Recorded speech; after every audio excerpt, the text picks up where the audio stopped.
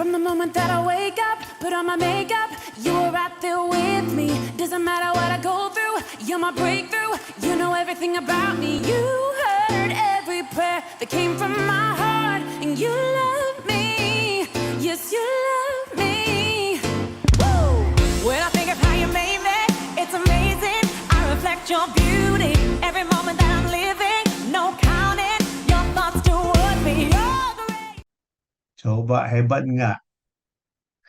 Jikalau kamu mengampuni dosa orang, dosanya diampuni. Dan jikalau kamu menyatakan dosa orang tetap ada, dosanya tetap ada. Hebat ya?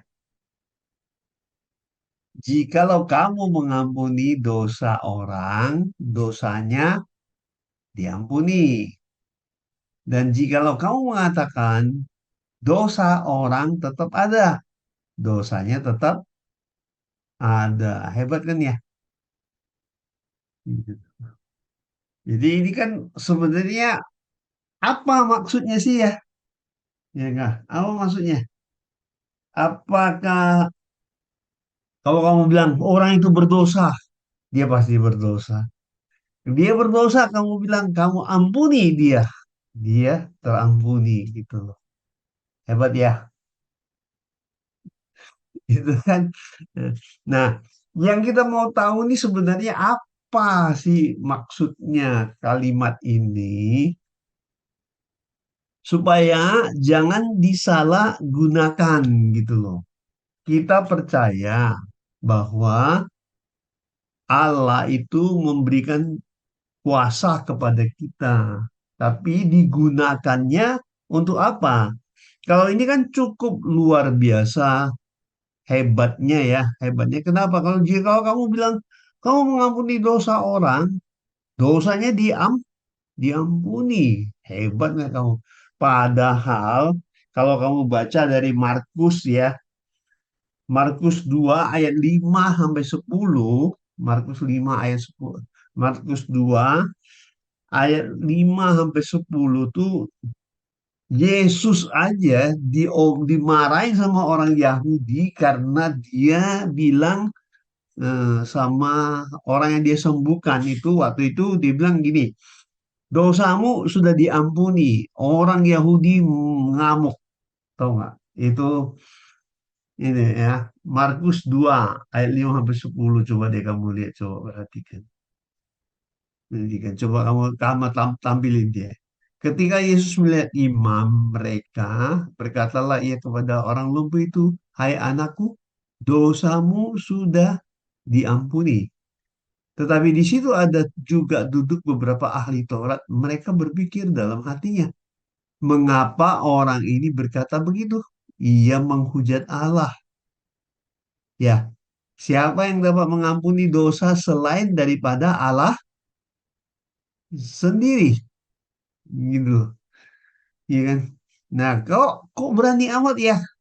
Tahu-tahu kalimat itu bisa digunakan oleh kita yang percaya. Apakah begitu? Gitu loh. Apakah begitu? Itu yang kita mau ketahui, mau kita pahami benar-benar benar nggak seperti itu gitu loh ya. Gitu.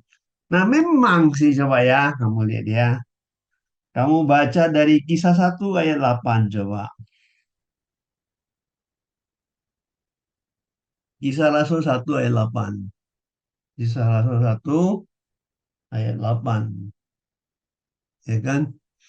Kan bunyinya, kalau saudara perhatikan nih.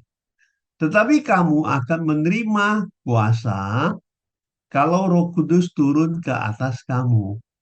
Dan kamu akan menjadi saksiku di Yerusalem dan di seluruh Yudea dan Samaria dan sampai ke ujung bumi. Memang kita menerima kuasa. Namun, apa yang dimaksud dengan Yohanes 20 tadi ayat 23 itu yang perlu benar-benar kita pahami gitu. Benar nggak kita punya kuasa kayak gitu? Itu tidak berlaku kayak gini kan? Sekarang kita kan manusia, ini kan nggak bisa begini ya. Contohnya, lu lagi seneng sama orang itu, ketemu kamu langsung bilang dosamu sudah diampuni gitu tuh. Giliran lu nggak seneng sama orang itu, kamu bilang kamu masih berdosa, boleh nggak gitu? Nggak boleh kan ya? Iya kan? Jadi apa sih maknanya, pengertian daripada kalimat ini? Ini yang paling penting untuk kita benar-benar pahami. Sebelumnya kita ngelihat kan tadi pada bangsa Yahudi sendiri hal itu sangat dilarang. Masa sih Yesus saja lakukan itu, mereka kritik, apalagi kita yang melakukannya gitu. Namun ayat ini tertulis buat kita bahwa ya, kamu mengatakan orang itu diampuni, dia diampuni, dosanya sudah nggak ada lagi. Tapi kalau dia nyatakan dia tetap berdosa, dia tetap berdosa gitu loh. Nah, saudara lihat dari sini sebenarnya apa makna pengertiannya itu ada pada kalimat ini gitu loh. Pada kalimat ini ya. Nah, sebelumnya coba kembali ke Yohanes 20 tadi ayat 21 sampai 23 coba. Jadi kita kan tadi baru baca 23-nya. Makanya kalau kita ngutip satu ayat itu, kita akan berpikir gini, ya, boleh kita lakukan seperti itu, bisa kita mengampuni orang, orang itu terampuni, dosanya tidak lagi. Tapi kalau kita bilang dosanya tetap, dia tetap berdosa. Coba dong, Yohanes 20 tadi ayat 21 sampai 23. Nah, perhatikan ya. Perhatikan, ini Yesus menampakkan diri kepada mereka, maka kata Yesus sekali lagi, damai sejahtera bagi kamu, sama seperti Bapa mengutus aku, demikian juga sekarang aku mengutus kamu. Dan sesudah berkata demikian, ia mengembusi mereka dan berkata, terimalah Roh Kudus.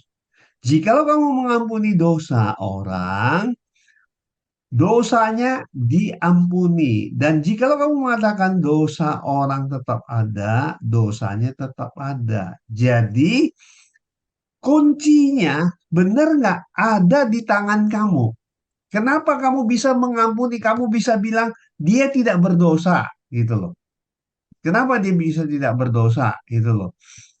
Yesus memerintahkan murid-muridnya begini katanya, ya. Hmm, coba ya, Matius 10 ayat 11 sampai 15 coba. Matius 10 ayat 11 sampai 15.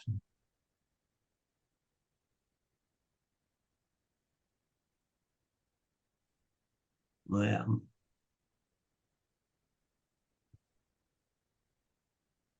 Ya,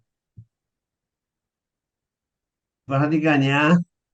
Dan di kota atau di desa manapun yang kamu masuki, selidikilah siapa yang layak dalamnya dan tinggallah di sana sampai kamu berangkat. Ini eh, Alkitab Mobile Sabda ya. Oke, nggak apa-apa. Oke, oke. Ya, di dalamnya tinggallah di sana sampai kamu berangkat. Perhatikan, ketika kamu memasuki rumah itu, berikanlah salam. Dan jika rumah itu layak, biarlah damai sejahteramu turun atasnya. Tetapi jika tidak, biarlah damai sejahteramu kembali kepadamu. Perhatikan ya, perhatikan baik-baik. Dan siapa saja yang tidak menerima kamu atau tidak mau mendengar perkataanmu, ketika kamu keluar dari rumah atau kota itu, kebaskanlah debu kakimu, ya, kakimu, ya. Aku mengatakan yang sebenarnya kepadamu bahwa pada hari penghakiman tanah Sodom dan Gomoro akan lebih bisa menanggungnya daripada kota itu.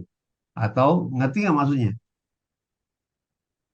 Jadi apa yang dimaksud kamu mengatakan dosa, dia berdosa, kamu mengampuni dia, dia terampuni. Apa maksudnya?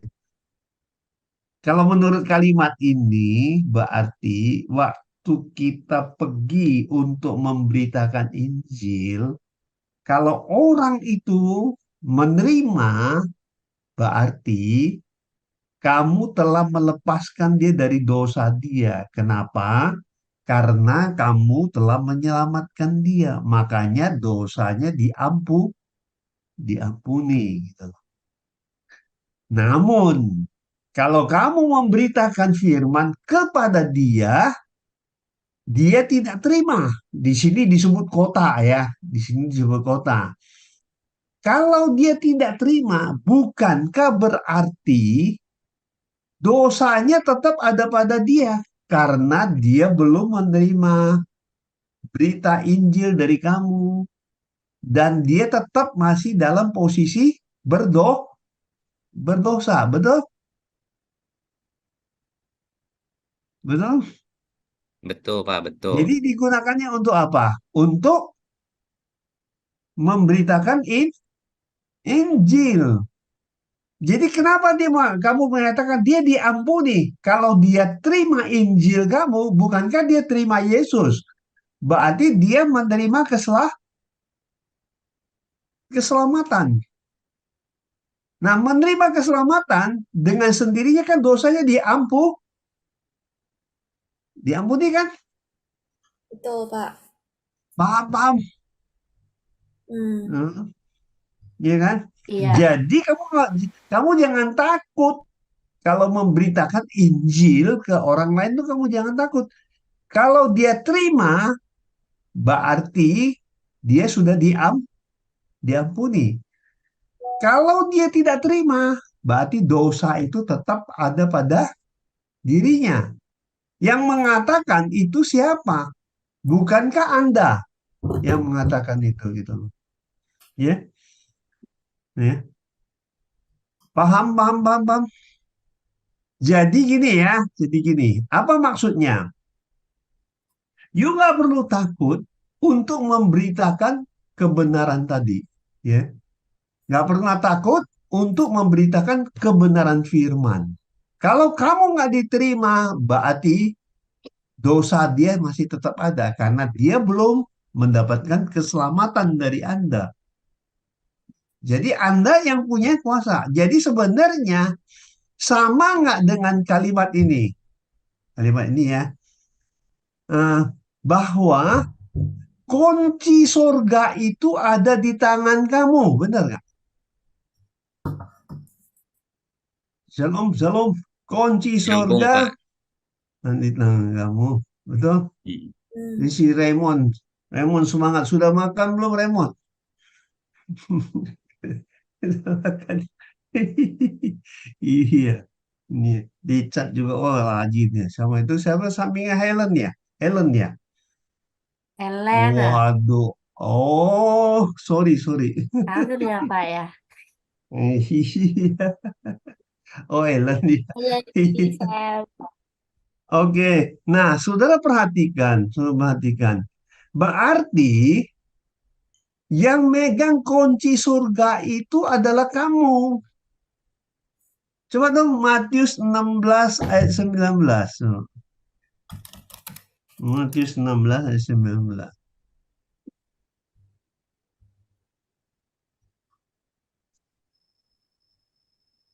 Si Matius 16. Kepadamu akan kuberikan kunci kerajaan surga. Apa yang kau ikat di dunia ini akan terikat di surga. Dan apa yang kau lepaskan di dunia ini akan terlepas di surga. Sekarang saya tanya, kalau dengan demikian, yang Tuhan bilang kalau kamu punya hak untuk mengampuni dan kamu juga berhak untuk mengatakan orang itu tetap berdosa. Bukankah artinya orang itu masuk surga tergantung kamu? Karena kamu sendiri yang megang kunci surga. Dalam konteks ini adalah kamu memberitakan Injil. Kalau dia terima Injil kamu, yaitu Injil keselamatan tadi, bukankah dia menerima keselamatan? Dengan dia menerima keselamatan, bukankah dia itu telah dosanya telah diampuni? Namun kalau dia menolak kamu, ya sudah berarti dosanya tetap ada karena dia belum menerima keselamatan tadi. Amin. Betul? Jadi kuasanya luar biasa nggak? Luar biasa kan? Luar biasa, Pak. Coba Matius 18 ayat 18 coba.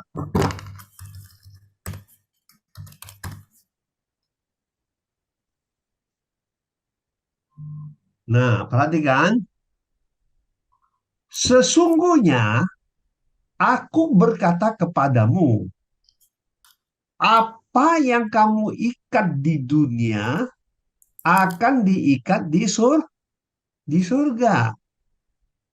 Sama nggak?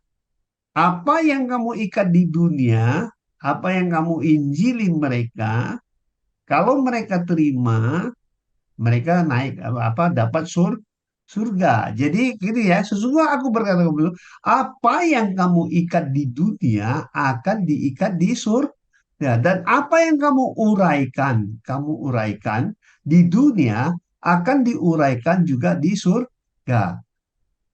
Aku berkata kepadamu, sesungguhnya apa yang kamu ikat di dunia ini akan terikat di surga, dan apa yang kamu lepaskan di dunia ini akan terlepas di surga gitu loh. Bagi kamu sendiri, kamu telah memegang kunci tadi, sehingga hal-hal yang terjadi selalu luar biasa di dalam hidup kamu. Itu karena Anda sendiri yang Tuhan percayakan untuk memegang kunci surga tadi. Nah, sekarang seandainya begitu, coba Anda hubungkan ya antara Yohanes 20 ayat 23. Coba pelajari ya baik-baik. Kamu nanti lihat ya apa hubungannya dan konteksnya itu. Kamu buka Yohanes 20 ayat 23, terus kamu hubungkan dengan Matius 16 ayat 19 tadi, ya. Kemudian kamu hubungkan dengan Matius 18 ayat 18, kamu akan menemukan satu hal yang luar biasa. Konteks ketiga ayat tadi yang memberikan kuasa kepada Anda untuk melakukan, untuk menginjili, dan menerima kuasa dari Tuhan. Amin. Ya. Karena itulah kenapa di Kisah 1 ayat 8 itu, ya, dengan Yohanes 20 ayat 20. Coba deh, bisa nggak di dua ayat itu kamu tampilkan sekaligus, coba kamu perhatikan. Coba perhatikan. Coba perhatikan. Yohanes 20 ayat 22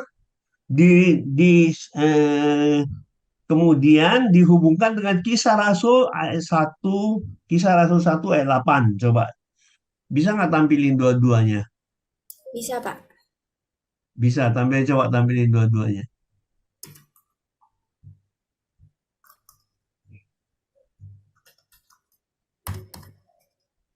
Ya, tampilin dua-duanya. Silakan. Yohanes 20 ayat 23 ya, Pak? 22. Oh, Yohanes 20 Hubungkan ayat. dengan Kisah Rasul 1 ayat 8. Oke.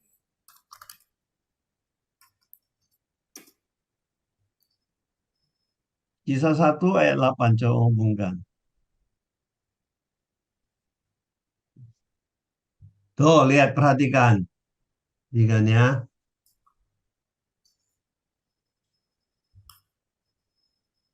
Iya kan? Coba. Tetapi kamu akan menerima kuasa kalau Roh Kudus turun ke atas kamu. Gitu loh ya. Ya. Dan kamu akan menjadi saksiku di Yerusalem, di seluruh Yudea dan Samaria, dan sampai ke ujung bumi. Dan sesudah berkata demikian, ya, dengan berarti ia menghembusi mereka dengan menghembusi mereka dan berkata, terimalah Roh Kudus. Yang ini, yang satu ini, yang Yohanes dulu, kamu tambahin dong 23-nya. Tambahin 23-nya.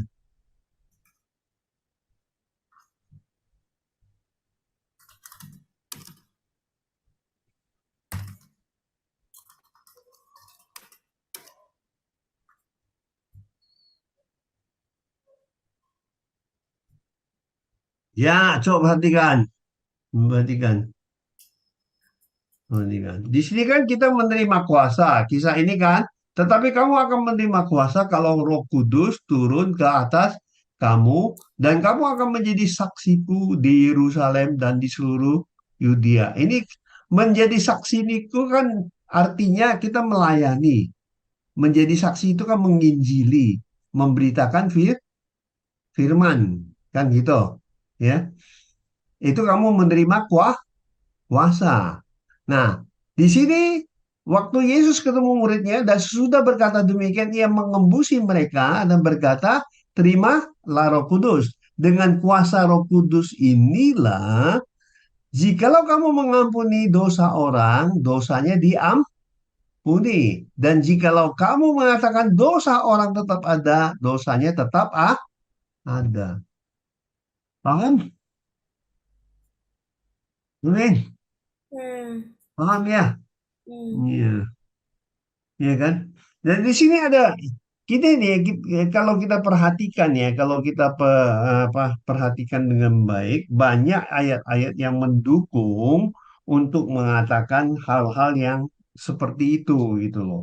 Ya kan?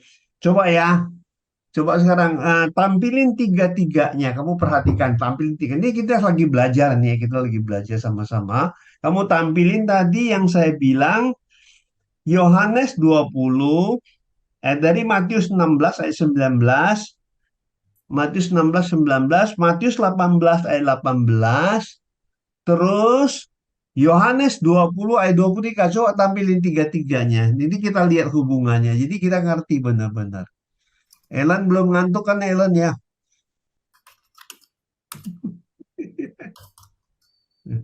Raymond pasti Seger. sudah makan, dia semangat deh.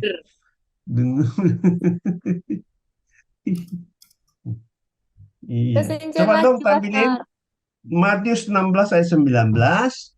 Nah, perhatikan. Perhatikan. Diperhatikan ya. Diperhatikan ya. Di sini sesudah ini 23 aja nih, 23 aja nih. Ini nggak apa-apa. Ini yang 23 aja ya. Perhatikan 23 aja nih ya. 23. Jikalau kamu mengampuni dosa orang, dosanya diampuni. Dan jikalau kamu mengatakan dosa orang tetap ada, dosanya tetap ada. Ini kamu hubungkan dengan ini. Ya ya. Berarti ini kuasa ini sama dengan kamu megang kunci surga. Kepadamu akan kuberikan kunci kerajaan surga. Karena kenapa? Kalau kamu mengampuni dosa orang itu, berarti dia selamat kan? Dalam pemberitaan kamu mengampuni dia, dia menerima keselamatan. Ya, betul? Bukan kayak begitu? Nah, kepadamu akan memberikan kunci kerajaan. Berarti kunci kerajaan surga orang itu selamat apa tidak sangat tergantung kepada penginjilan kamu, gitu loh. Jadi, saran saya, kalau dengan demikian, coba kamu perhatikan lagi yang ayat ini. Aku berkata kepadamu, sesungguhnya apa yang kamu ikat di dunia ini, ikat di dunia nih ya, yang kamu lakukan di dunia, ini akan terikat di surga. Jadi kalau kamu mengampuni dia, kamu memberitakan Injil kepada dia, berarti itu yang kamu ikat di dunia, dia akan masuk surga gitu loh. ya. Dan apa yang kamu lepaskan di dunia ini akan terlepas di surga. Artinya gini, kalau dia tidak menerima berita kamu, kemudian ya kan, dia kan akan terlepas dari surga. Artinya dia tidak masuk surga, tidak ada apa, dosanya tetap ada gitu. Karena dia tidak diampuni. Mulai paham? Paham, Pak. Paham? Ya, luar biasa ya. Karena gini ya, coba kamu lihat lagi, coba tolong tampilin ya. Mengerti ya. Jose ngerti, Jo. Yes, Pak. Yes. Ya, Satu wah. persatu ini kayak di lining nyambung ternyata. Iya, nyambung gitu. Jadi memang bukan bukan satu kebetulan gitu ya. Memang suatunya itulah kenapa kamu harus menginjili, harus memberitakan Injil. Iya. Masalah dia terima apa enggak, yang penting kamu udah lakukan. Ya, setelah kamu lakukan, itu yang menentukan kemudian dia terima apa enggak, itu kembali ke dia gitu loh. Jadi, ya, apa yang terikat di dunia akan terikat di surga. Dan apa yang lepaskan di dunia akan terlepas di surga. Itu luar biasa loh sebenarnya. Itu bentuk kajian yang luar luar biasa. Gue banyak bahan nih. Saya pernah janji nih sama si Richard di orang nih ya. Ini ya. Kalau kalau mungkin minggu depan saya kirim bahan-bahan yang saya ngomong waktu di China gitu loh. Saya saya akan kirim ke Anda semua itu. Ya, saya akan kirim. Saya ingat kok ya itu. Saya ingat. Tapi tolong dipakai untuk menginjili dan memberitakan firman. Hmm. Si Ellen aja rajin, masa yang lain nggak bisa sih? Luar biasa. Iya. Nah, itu yang kita lihat. Nah, coba kita buka lagi satu ayat ya. Kita buka ayat lagi. 1 Tesalonika 4 ayat 7 dan 8. 1 Tesalonika 4 ayat 7 dan 8. Satu,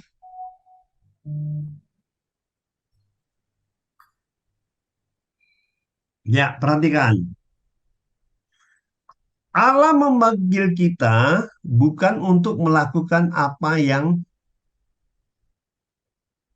ya untuk melakukan apa yang cemar, yang tidak benar gitu loh, melainkan apa yang kudus. Karena itu, siapa yang menolak ini bukanlah menolak manusia, melainkan menolak Allah. Jadi kalau kamu memberitakan kamu ditolak, dia bukan menolak kamu, tetapi dia menolak melainkan menolak Allah yang telah memberikan juga rohnya yang kudus kepada kamu gitu loh. Paham konteksnya? Melainkan menolak Allah yang telah memberikan juga rohnya yang kudus kepada kamu. Nah sekarang coba perhatikan. Ayat ini kamu hubungkan dengan Kisah Rasul 1 ayat 8 tadi. Ya, hubungkan dengan Kisah Rasul 1 ayat 8 tadi.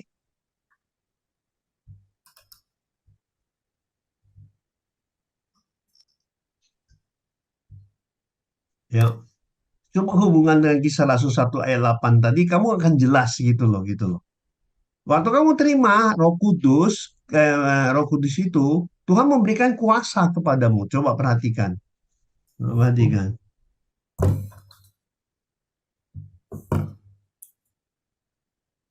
Ya kan? Ya. Tetapi kamu akan menerima kuasa kalau Roh Kudus turun ke kamu. Jadi kalau umpamanya nih, karena siapa yang menolak itu bukanlah menolak manusia, melainkan menolak Allah yang telah memberikan juga Roh-Nya yang kudus kepadamu. Paham maksudnya konteks ayat ini? Halo, Ya, Paham. paham Pak. bisa dimengerti? Nah, Bisa. makanya betapa pentingnya kalian di China, umpamanya, begitu banyak tuaian yang butuh kamu tuai, beritakanlah kebenaran firman ini. Bawalah mereka untuk masuk ke BCC family, supaya BCC terus berkembang dan maju terus. Semua kembali lagi untuk kemuliaan Tuhan. Kamu jangan takut kamu nggak diberkati.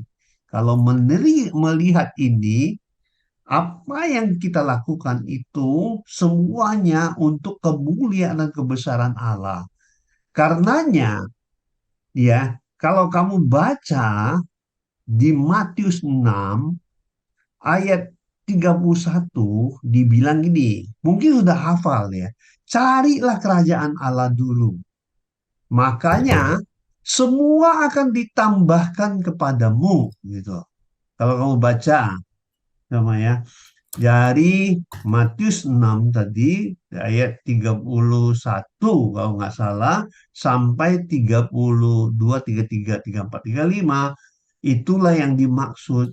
Carilah kerajaan Allah dulu dan semuanya akan ditambahkan kepada kamu. Saya mau kasih tahu ya satu. Kalau kamu menangin jiwa satu, menangin jiwa, kamu akan mendapat upah yang luar biasa yang disebut mahkota sukacita. Kalau kamu pernah menangkan orang, kamu akan dapat. Nih, saya jelasin ya. Saya jelasin coba, saya jelasin. Tolong dong 1 Tesalonika 2 ayat 19 coba. 1 Tesalonika 2 ayat 19.